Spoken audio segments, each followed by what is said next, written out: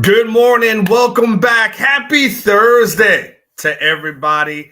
It's crazy. I love February because the month is almost over. We're over next week and heading into March. Hopefully get some better weather. But something to brighten up your day. Your Texas Longhorns, they have went ahead and hired a running backs coach. We're going to talk all about Mr. Chad Scott and get into a little bit some stuff for the coaching search, how the whole thing went and kind of shake down and kind of finally what should be hopefully a ribbon and bow on all the coaching moves that have been occurring. So let me go ahead and retweet this out. And then we'll get into everything. I'll do this one fine. Good morning. Good morning, everybody. I know everyone got in here early. I know Money B was in here early as well. Court, my main man, is in here as well. Mr. Fragrance Reviewer, SEC Matt, says it's Thirsty Thursday. Let's go. It's freezing Thursday is all I can absolutely tell you. And then Rodolfo says onward is greater than ? Hey, feel free to whatever you want to put in there, I'll absolutely take. And by the way, what does one say? A wizard is never late. He arrives precisely when he means to. I got it. And by the way, if Unc's in 4K, that means me and Spectrum, we back on speaking terms. We broke out. I threatened to break up, just kind of like real life. I threatened to break up. At the end of the day, I ain't going nowhere. Spectrum and I, we work it out.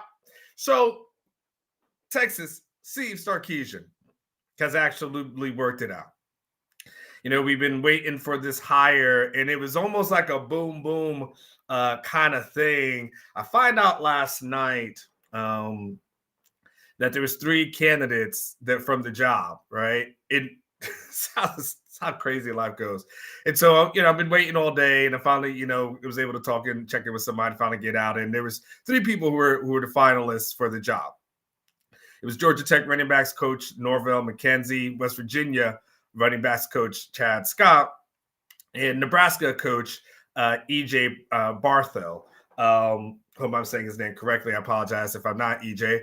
And those kind of ended up being the top 3 candidates. Now, my feeling from the conversations that I was having behind the scenes was that it was really down to McKenzie and Scott.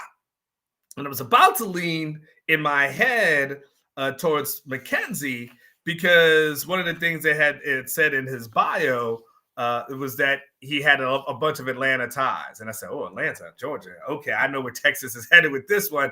This makes all the sense in the world. Of course, you would go to get someone from the ATL who's got those kind of ties, right? It made a ton of sense. And he was also a native from there, running backs coordinator at Georgia, running backs coach at Georgia Tech, also was an OC that called plays. And so it was one of those things I'm like, this makes sense. And in the Steve Sarkisian coaching world, that's never the right choice. It's never the right choice. The obvious choice with Sark is like, if you're like, that is the one that makes the most sense.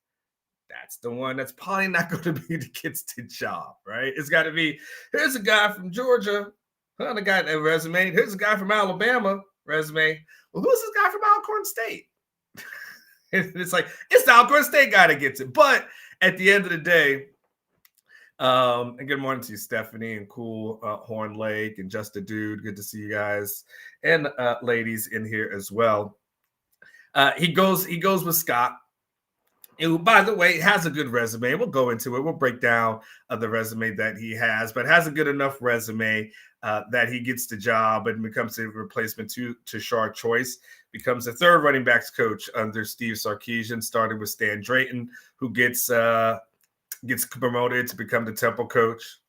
Then you have, obviously, Tashard Choice, who takes the job with the Detroit Lions. I mean, hell, not a bad, if you're sorry, you can tell yourself, like, I'm losing people, but it's not because they're trash. It's just most of these guys are getting elevated. So if you're Chad Scott coming in here, you got to say to yourself, like, hey, hold on. This is exactly where I want to be. So let's go through his resume. He's still somewhat fairly young. I forget what I had it written down somewhere what his age is. Don't have it at this moment, but I feel like he was, and that, young is all relative, right? Though he's 43, by the way. There you go, 43. Age is all relative. When you're 18, you think, when you get like 40 years old and you're 40, you're like, well, you're not really getting old until you're like your 60s, and then you get in your 60s, you're like, I'm not old until my 80s, right? There's at that point, they're like, shoot, I ain't old until I'm 100. So we all keep doing that thing. So he's relatively young. Let me go ahead and I'll put his bio on the screen for you.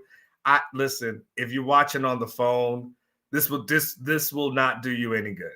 If you watch it on your television, on your laptop, you're going to be all right. If you watch it on your phone, I apologize. I 100% apologize, okay? We'll go ahead and break it down, just kind of a little bit, some of the highlights here. I had something else prepared. I have that, which is fine. Yeah, I mean, overall, he's been a member of the West Virginia's coaching staff since 2019, overseeing the running backs while also taking on some additional responsibilities. This is from his bio there. Served as West Virginia's offensive coordinator for the 2023-2024 season. And of course, previously held roles as a co-offensive coordinator and run game coordinator. Here's what you need to know. Under Scott, the Mountaineers' rushing attack, they view it as one of the most productive in the country. 2023, okay, this is what we need to know. West Virginia led all Power 5 programs with 2,976 rushing yards. In the Big 12, the Mountaineers were the only team to surpass 2,000 rushing yards, leading the conference in rushing yards per game, which is 245, and tying for first in rushing touchdowns, which is 24. I'll leave that thing up there for you if you guys want to kind of go through kind of the rest of it. But essentially, Scott's tenure, he starts in 2019 under Neil Brown. And again, throughout his time there, he's held some roles as a co-offensive coordinator, a run game coordinator, offensive coordinator. And again, we kind of went through some of the numbers that he's had here. One of the guys that he's known for developing is Jaheim White, 2004. And I say one is plenty. Okay. So, but Jaheim White, 2024, since I said 2004, I apologize. 2024, 845 yards and 7 touchdowns. He's also a guy that's been credited for C.J. Donaldson's transition from tight end to running back. And he finished with 11 rushing touchdowns in back-to-back seasons. So C.J. Donaldson's a guy that he gets credit for. And then prior to that, he's coached at places at North Carolina, Kentucky, Texas Tech, and Troy. Kind of gives you a little bit of a breakdown there of where he's at. So let's do this. And then we'll get into a little bit more of it, but we'll start here, which is, as I talk to people behind the scenes, right? This hire was a lot about getting a guy who's a good developer of talent, more so than it is ever about, getting a quote unquote elite recruiter. Everything for Sark, it goes down to a couple of things, right? One, can you coach? More so, can you recruit? Because we've seen CJ, what happened there, and then of course, obviously, we've seen Kenny Baker, right? Chris Jackson, I said CJ, but Chris Jackson, and of course, Kenny Baker. And it wasn't like, oh my God, these guys are known for being elite recruiters, and this is the guy that you have to bring in because he's the rainmaker recruiter. Steve Sarkisian feels like they've got that handled. Like Steve was like, I can recruit. I know Jeff Bates can recruit.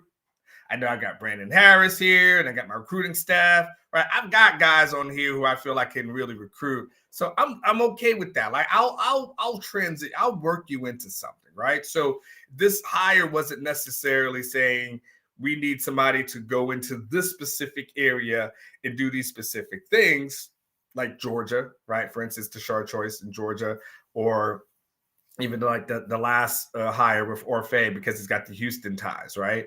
They felt like going into this that, look, we've got some ties in Houston. We're doing really good in the DFW area. We don't necessarily need someone that just is a dominant in these particular areas in the state. Like, we got kind of this stuff covered. Now just get somebody who's going to be a good developer of talent, right? So, the thing he's going to have to work on is kind of, the running game strategy, some player development. That's going to be kind of a huge thing that is here, especially as he goes into what's going to be a more challenging conference. I mean, I ain't got to tell y'all. Hey, that's cool what you was able to do in the Big 12. Appreciate it. Good job. But it's going to be a little bit harder in the SEC. I think we could all kind of agree to that. But he does have some recognition as a good talent evaluator and recruiter of running back talent. What's interesting, though, I saw something in an article. I want to make sure I quote this correctly. It's interesting that when he was at West Virginia, they apparently, all the running backs. I read an article about this. So if this ends up being incorrect, then I'll just have to call out the offer. But apparently, one of the articles that I read is that all the West Virginia running backs that Scott has had have all been high school guys and not necessarily guys through the portal. And that includes Donaldson, who came kind of as a tight end and then was moved to running back. Most of the guys that they've signed, they've been guys that he's signed and developed, right? So those two key components, which is what Sark is obviously wanting this hire to be, right? He wants somebody who's going to be able to recruit, but then also someone who's going to have to be a developer of talent, especially when we start getting into the current roster and what's on the roster. And that's the one thing like Tashard Choice was really known for as far as recruiting is concerned. Now, it's interesting because I'm going to give you some numbers in a second that it won't necessarily be shade by any stretch of imagination, because they don't want to sound like, oh, the dude's not here, so we got to say certain things. But we can talk numbers, and we can say, as bad of a blow, and that's kind of a crappy as it was to kind of lose Tashard Choice, there is some room for improvement, right? There is some room for improvement that's here. Now, the one thing I will say this. When Sark has lost guys, and I mean his coaches in the past, and I think I've said this past couple of weeks when we've had the coaching stuff that has occurred, you haven't lost someone and thought to yourself, damn, it's over. Like, damn, I don't even know what we're gonna do. You've arguably, when you've lost coaches, there honestly may have been an upgrade. It just may have been an upgrade. Again, not to throw any shade on anybody who is here, but when you think about some of the departures that Texas has had, you think about Stan Drayton, and you lose a guy like Stan, who obviously is known as a really good coach, but you're able to bring in a guy like Tashard Choice, and you don't really feel like this thing fell off, right? You feel pretty good about, all right, well, you lost this guy, you lost Stan, but Tashard Choice, not too bad. Okay, we can work with that. And then you realize, oh, snap, like this guy is a good coach, he's a good recruiter, all these kind of things. And now you're like, man, this could have potentially been an upgrade for us, especially in the recruiting department, right? You lose a guy like Jeff Choate, and you say to yourself, okay, well, you lose Choate, what's going to happen there? And then you bring in a guy like Nansen, and boom, instant impact. Just instant impact, helps the defense better in so many ways. Like, sometimes I watch the sideline, I'm like, is Nansen going to play? What the hell's going on? Like, but he's just that into it. He's just that good at what he does. You lose Andre Coleman, and you probably shoulder shrug that. No disrespect to Mr. Coleman, but you kind of shoulder shrug that. You have Brandon Marion come in, does a good job. Then he gets promoted to be the UNLV coordinator, and then now he's the head coach at Sacramento State. And then you lose Bo Davis. The Bo Davis goes to LSU. And you're like, man, that's kind of a tough loss. And then you get Kenny Baker come in here, and you're getting production out of an Alfred Collins, a Vernon Broughton. The defensive ends are doing fantastic. The rotation's doing really good. And and now all of a sudden you're winning guys like a Justice Terry, right? And of course, there's a lot of components, right? There's NIL, there's all kinds of things, right? But at the end of the day, you still got to want to play for a guy. And you say to yourself, okay, well, you didn't really lose much in that direction. I mean, when it's all said and done, there's only been one guy that Sark has, from a coaching staff perspective, has parted ways with, and that's Andre Coleman. And outside of that, it's been pretty good. Like, so when I look at this hire of Scott, there's a part of me that says, well, okay, all right, well, in Sark I trust. In Sark I trust. In Sark I trust. If Sark co-signed on this guy, I'm going to say his track record has been so good that I got to believe him. And by the way, just a $5 super chat. Sorry, I missed this one from Longhorn Football Editor. Says, morning, Unc. Here's a little super chat towards a better internet service. Get fiber. I should be good today. My internet should be good. I got bars. And I ain't talking rapping. I got bars. Now, I'm good today, man. I think and listen, I keep saying this. I'm going to keep saying, yeah, I think my internet's going to be good because that's the ultimate test. It's the ultimate test. It's trying to purposely jinx myself. And if I purposely try to jinx myself, then I can go back to it. And then as Texas Guy says, as implied by Catch, we looked on the production of choice to see this as an opportunity to improve the run back room. Yeah, and let's talk about this, Texas Guy too. Let me break down a few numbers for you. It's kind of along those lines, okay? And again, not to be disrespectful, but men lie, women lie, the numbers don't, right? So let's look at this Longhorn offense, rushing offense, okay? 2022. I'm going to Shar's Choice first year. 2022. They are ranked 4th in the Big 12, okay? 36th in the nation. And they're averaging 5.2 yards per carry.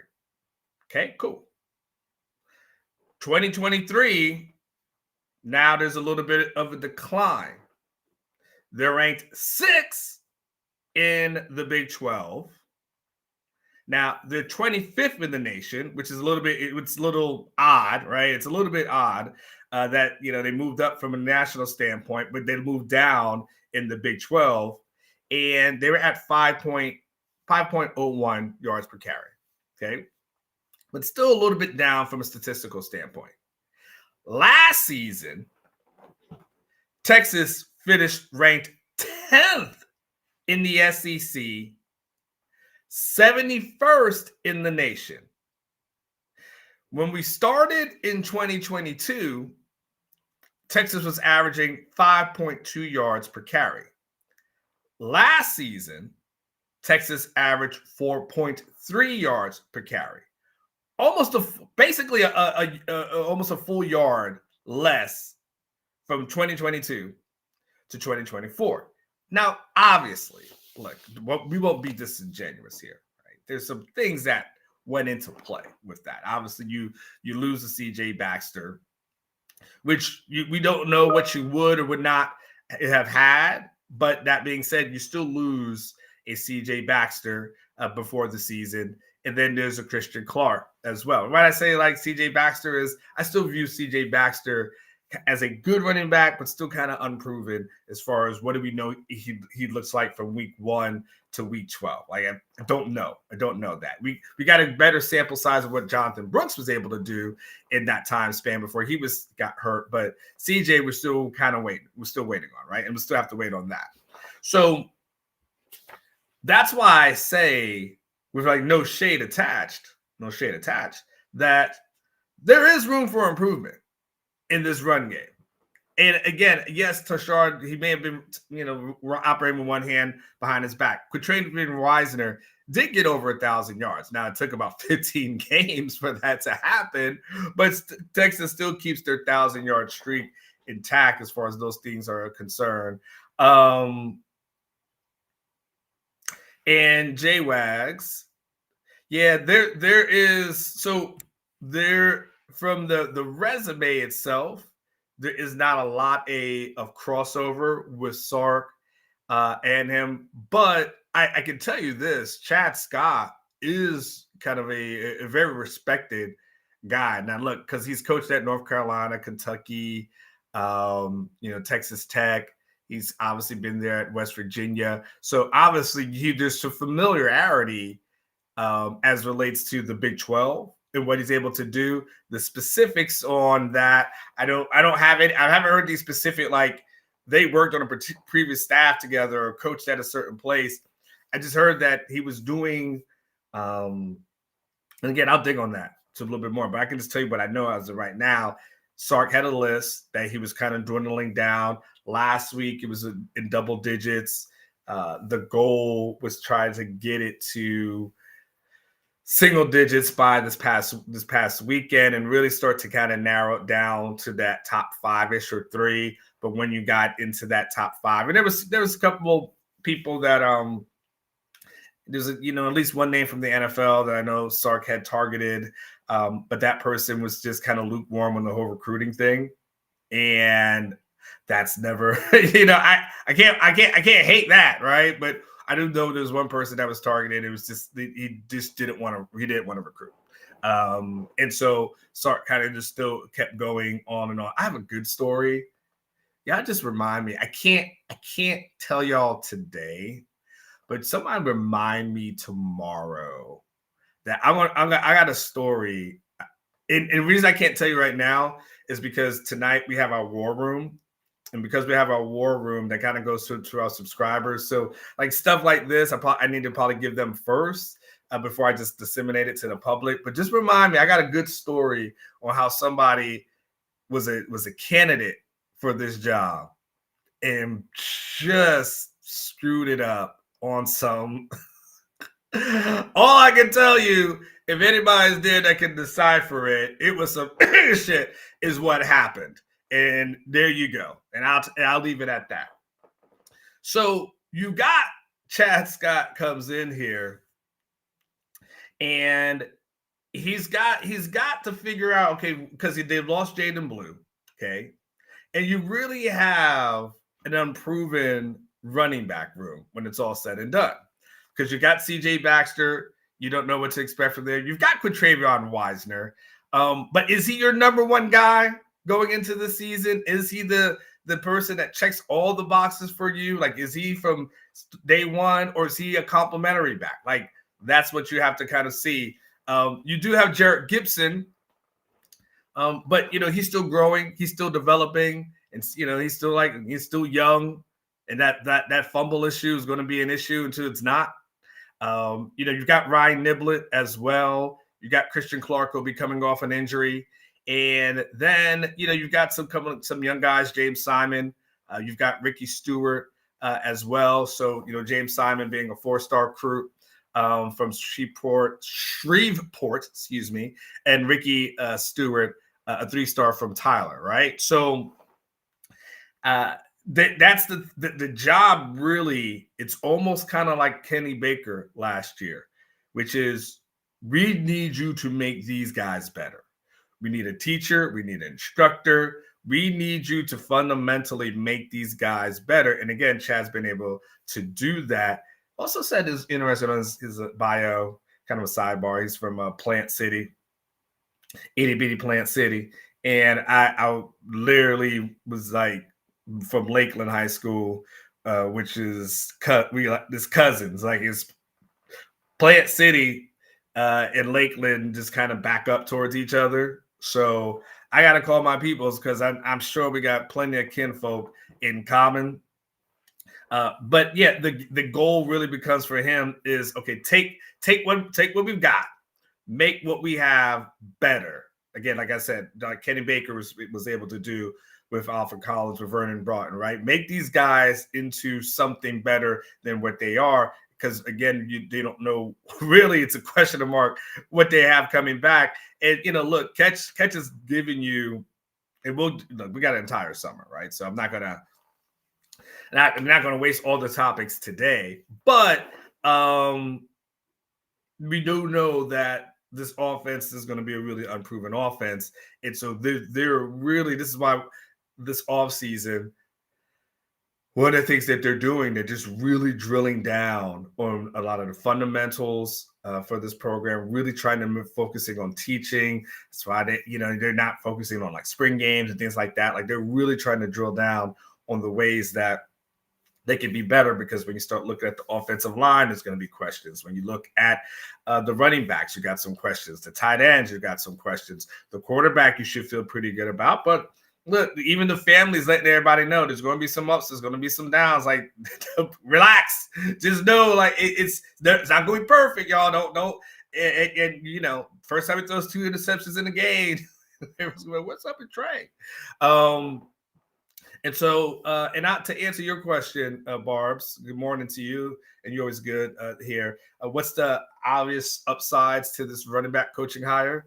Oh, I think the upside is his ability to coach, his ability to develop a room. And then you're able to have a room like West Virginia, where you're able to develop those guys into elite backs that are leading the country in rushing. But then you got to say, well, shoot, if you can do that with those guys, what the hell can you do with what I give you? If I give you a CJ Baxter, what can you do with that? If I give you Trey Wisner or Jarrett Gibson or Ryan Niblett, and again, the guys I just mentioned, the James Simons, the Ricky Stewarts, and then the people that we continue to sign, like, what can you do with that? So I think that's the upside, is the coaching portion of it. And the recruiting portion of it is not, quote unquote, an upside at this moment. Again, what I was told is they'll be okay as far as helping him recruiting. Like they'll help him out as far as that is concerned. But nobody is saying like, oh, that wasn't the primary thing. Like they know as a staff they can recruit. So now it's just a matter of, but can you just coach this position, make a mess? So that, I would say, that's supposed to be the upside to it. And again, I go back to, you got to trust in Sark. You got to trust in Sark. You got to trust in what he has been able to hire throughout the years, and how good all his hires have been. You got to hope that this will be part of it. And you got to hope, man, I can't wait to tell you guys this story tomorrow. And you got to also know that, the list that he had was a really good list. And again, there's shoes to fill, saying that, it's saying that there aren't big shoes to fill as relates to Shard Choice would be a little bit disingenuous. I don't know what's going on over here. It's tongue-tied and stuff. But that being said, Scott, who also is young, who also is energetic, also is one viewed as a person that could fill those shoes. Time will tell. We will absolutely see. All right, y'all. Get out of here. I got some more phone calls to make. I've got some more things, and I got a fun story for y'all tomorrow. So remember to always say, live each day like it was your last.